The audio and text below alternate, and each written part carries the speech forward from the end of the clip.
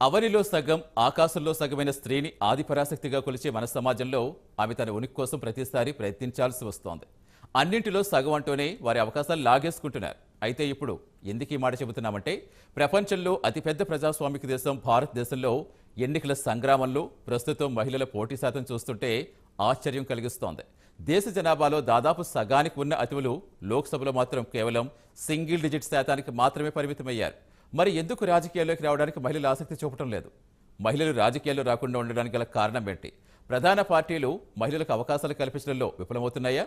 తెలుసుకోవాలంటే ఈ స్టోరీ చూడాల్సిందే.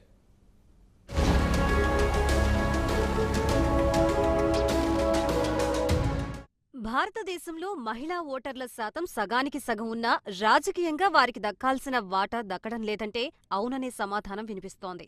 ఇందుకు నిదర్శనం భారతదేశంలో జరుగుతున్న ఎన్నికలే. 2024 లోక్సభ ఎన్నికల్లో మహిళలు 10% కన్నా తక్కువగా పోటీ చేస్తున్నారని ఏడీఆర్ నివేదిక వెల్లడించింది. దీంతో మహిళా అభ్యర్థులకు ప్రాతినిధ్యం లేకపోవడంతో రాజకీయంగా లింగ వివక్షపై చర్చ మొదలైంది. 10% కన్నా తక్కువగా మహిళలు ఉండటంతో మహిళా సాధికారత చుట్టూ ఉన్న రాజకీయ వాక్చాతుర్యం యొక్క వాస్తవికత గురించి ఆందోళనలు తెరపైకి వచ్చాయి. తాజాగా ఈ నివేదికలు చూస్తుంటే మహిళా రిజర్వేషన్ల అమలుపై పార్టీల చిత్తశుద్ధి ఏ పార్టీతో చెప్పేందుకు ఈ ఉదంతం ఒకటి చాలని రాజకీయ పరిశీలకులు అంటున్నారు.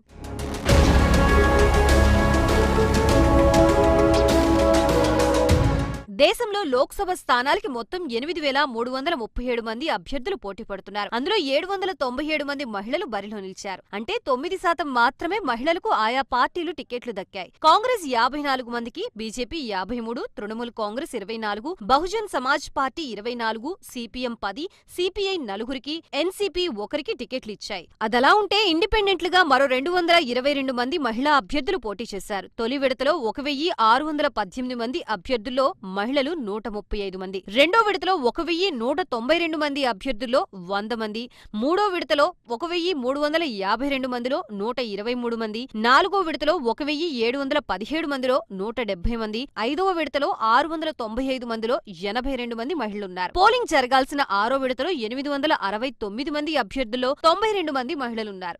ఏడో విడతలో కూడా 904 మంది అభ్యర్థుల్లో మహిళలు కేవలం 95 మందే ఉన్నారు.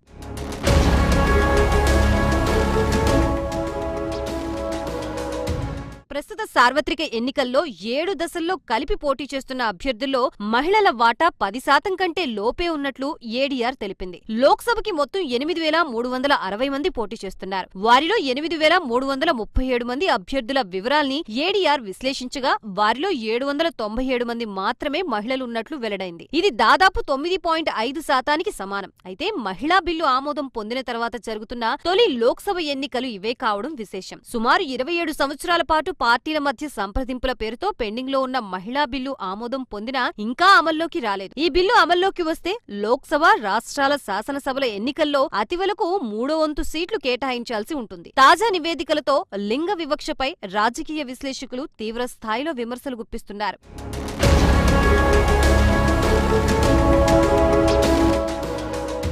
అయితే మహిళల పోటీ చేసే సంఖ్య విషయంలో పురుషులు, మహిళా అభ్యర్థుల మధ్య భారీ వ్యత్యాసం ఉండటానికి సరైన అవకాశాలు లేకపోవడమే కారణమని విశ్లేషకులు పేర్కొన్నారు. మహిళా అభ్యర్థుల్లో గెలుపు శాతం అధికంగా ఉన్నప్పటికీ వారికి అధిక స్థానాల్లో పోటీ చేసేందుకు రాజకీయ పార్టీలు అవకాశాలు కల్పించడం లేదని పలువురు అభిప్రాయపడుతున్నారు. ఒకవేళ సీటు కేటాయించినా బలమైన అభ్యర్థులపై పోటీ చేయించడమో లేదా అర్ధబలం ఉన్న వారికి వ్యతిరేకంగా నిలబెట్టడం వంటివి జరుగుతున్నాయని పేర్కొన్నారు. మహిళా రిజర్వేషన్ బిల్లు గత సంవత్సరం పార్లమెంటు ఆమోదం పొందినా ఈ ఎన్నికల్లో అది అమలు చేయలేదని, అంతేకాకుండా ప్రధాన పార్టీలు కూడా మహిళలకి సరైన అవకాశం కల్పించలేదని రాజకీయ విశ్లేషకులు భావిస్తున్నారు.